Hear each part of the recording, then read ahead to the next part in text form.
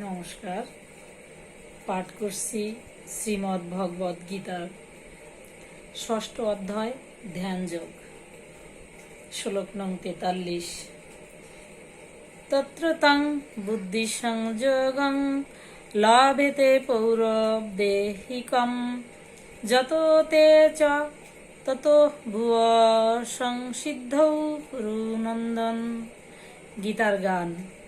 বুদ্ধির সংযোগে পূর্ব দেহে যে সাধিল, হে কুরুনন্দন, যেন সেই নিশ্চয়ই বুঝিল। তবে বুদ্ধিমান করে পুনঃযোগের সাধন, দৃঢ় চেষ্টা করি যোগী পুনঃ সিদ্ধি হন। অনুবাদ।